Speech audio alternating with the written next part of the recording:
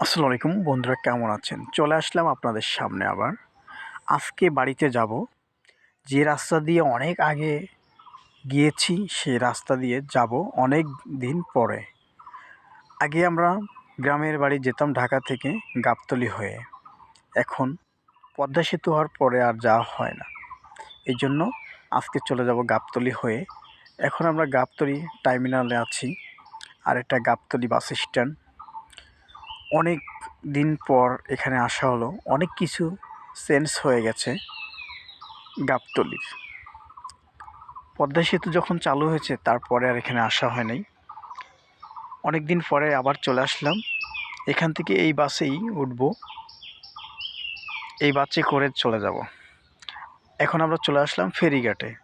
যে ফেরিঘাটে রোজার ঈদেও বাস পানিতে পড়ে পদ্মার ভিতরে ডুবে গেল, অনেক মানুষ মারা গেল।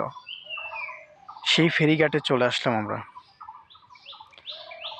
এখানে অনেকগুলো ফেরি একসাথে বন্ধ করা হয়েছে, কী কারণে জানি না। তবে সবাই খুব সাবধানে সতর্কভাবে চলাফেরা করবেন। এই যে বাসগুলো উঠতেছে, খুবই রিস্ক।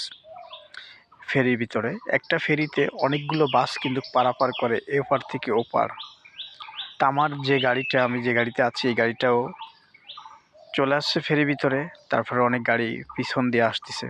অনেক গাড়িগুলো একসাথে করে নেওয়া হবে এপার থেকে ওপারে। এই ফেরিতেই এভাবে পারাপার করা হয়, এটা আপনারা তো সবাই জানেন। অনেক রিস্কে হয়। তা আমি সরকারকে বলবো, জুনু, পাটুরিয়া, দৌলতদিয়া পদ্মা সেতুর মতো আর একটা পদ্মা সেতু করে দেওয়া হয়। কারণ এই পাটুরিয়া দৌলতদিয়া ঘাটে অনেক রিস্ক হয়ে যায় এখন পারাপারে।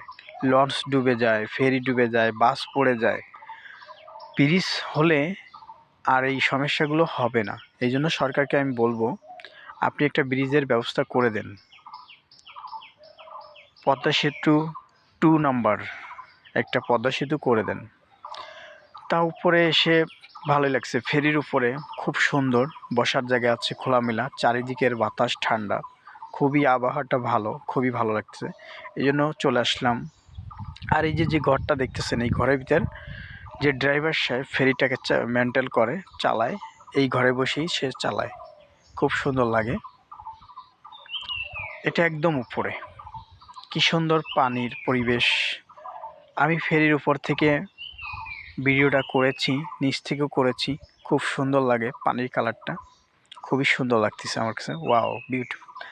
আর এই যে ফেরির সিঁড়িগুলো খুবই খাড়া সিঁড়ি, উঠতে নামতে অনেক রিস্ক হয়ে যায়। মানে জায়গা কমের কারণে এত খাড়া করেছে সিঁড়ি, তারপরেও মানুষ কিন্তু এই সিঁড়ি দিয়ে রিস্ক নিয়ে উঠে নামে। তা ভালোই লাগে, আসলে জায়গা কম। ফেরির ভিতরে আবার খাওয়া দাওয়ার সব ব্যবস্থাই আছে এখানে। 3 তলাতে খাওয়ার ব্যবস্থা, এখানে সব ধরনের সিস্টেম আছে। আল্লাহর রহমতে পানির ভিতরে দেখেন কত কিছু তৈরি করেছে। ফেরি তৈরি করেছে, তার ভিতরে খাবার দাবার, গোসলখানা, বাথরুম সব।